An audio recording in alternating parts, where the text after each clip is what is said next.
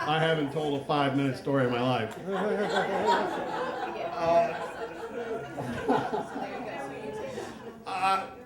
I've been a smartass all my life, and I blame the alphabet. Yes, I have a natural proclivity to sarcasm, but every teacher I ever had sat me in alphabetical order. So I'm an S, so I'm second row from the back center, which is the most fertile ground for growing smartasses. I'm sure you public school kids know. I always did a play-by-play of the classroom, but I do it in golf announcer voice. Beautiful day, Mrs. Monsanto's algebra class. The class is waiting to find out if it's a lecture day or an exercise day. Monsanto's on her feet. She's headed to the board. Looks like we're solving for X. Surprising choice on behalf of Monsanto, despite her unfortunate fashion choice today. I believe the Scottish government has outlawed wearing those two plaids in combination. It's on the board. She's looking around for somebody to solve. Beth Adams' hand is up, as it has been for every question since first grade. She suffered a rotator cuff injury last semester and her head nearly exploded. Not gonna be Adams. She's looking around. It's Kenny D. Ooh, that could be bad. Kenny D just mined a booger and he's looking for a place to hide it. Probably a good idea to keep him away from the communal chalk tray. Not gonna be Kenny D. Not gonna be Harold Z either. Good choice by Monsanto. Harold Z still trying to figure out if how X can be a letter and a number at the same time. Proof positive that cousins shouldn't marry. Looks like Monsanto's gonna pick Tom Gill. Tom Gill, this could be awkward. Tom has been suffering from tight pants syndrome since Monsanto sat him between two junior varsity cheerleaders last semester. Let's go to the board. I don't think anybody within 2 seats of me ever got an A in anything.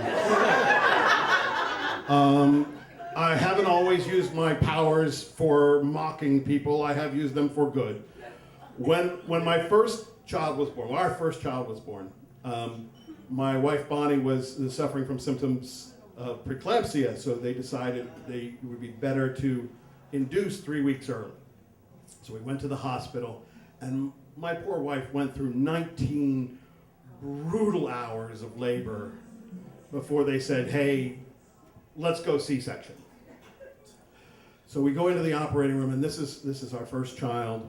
This is my wife's first surgical procedure of any kind. She's just been through 19 exhausting hours of labor, and this specter of preeclampsia, death, is hanging over us, and she is panicky on the edge of hysteria.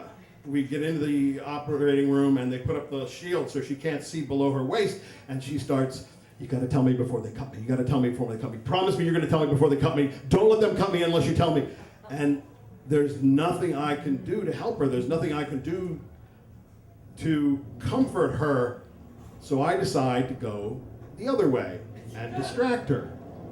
So I start picking on everybody in the operating room. I tell everybody that they look great in hospital scrubs green, except for the one nurse. I said, you know, you're more of a winter, and the green is kind of washing you out. You should really think your work choice wardrobe, you know. And then I tried scoring drugs off the anesthesiologist, and I was like, dude, whatever you gave my wife, 9 hours ago, if you have a little of that, we could put it on the tab and have the insurance company pick it up. And he's like, no, and I'm like, all right, how about I hit a nitrous? And he's like, no. At this point, my wife is furious. Like, why are you doing this? Why are you being such an asshole? And as she's screaming at me, we see this. One of the nurses runs from the bottom of the table over to the incubator. And my wife goes, what was that? I said, that was the baby.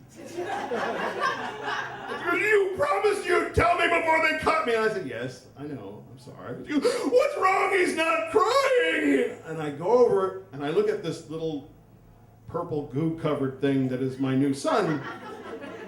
And he's cool. He's hanging out, kind of like looking around. I'm like, I go, honey, he's fine. You just gave birth to a 8-pound, 10-ounce introvert. He's not crying. And he's like, no, something's wrong. You're lying to me. I mean, I could smack him if you want to, but he's really fun. Really? Is he really fun? I said, yeah, 10 fingers, 10 toes. Now, they're webbed, but they can fix that. He's got webbed toes!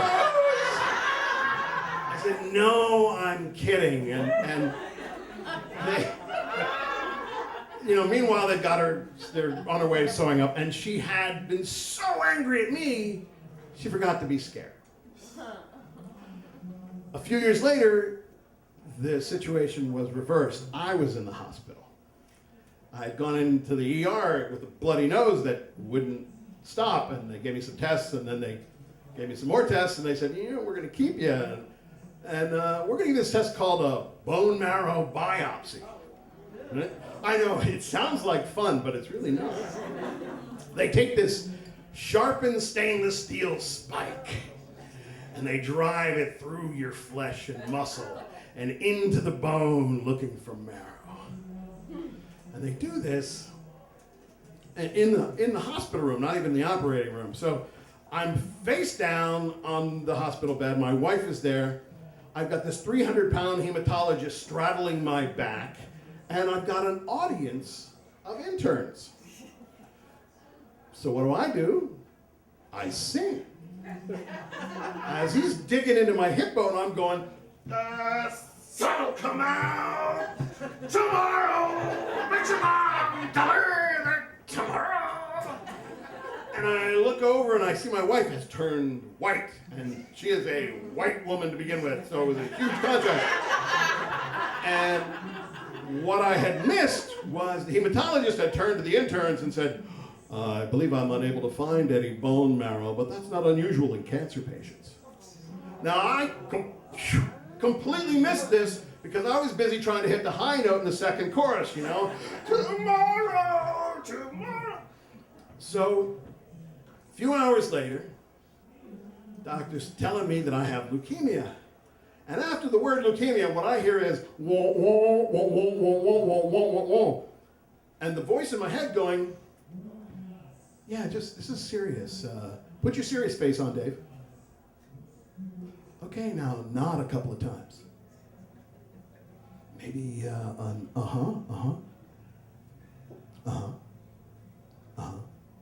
Oh, throw in a really. Really? Wah, wah, wah, wah, wah, wah, wah, wah, wah. Mm-hmm. And then everything started getting fuzzy, and I started getting dizzy. And that's when I realized I'd completely forgotten to breathe. Thanks.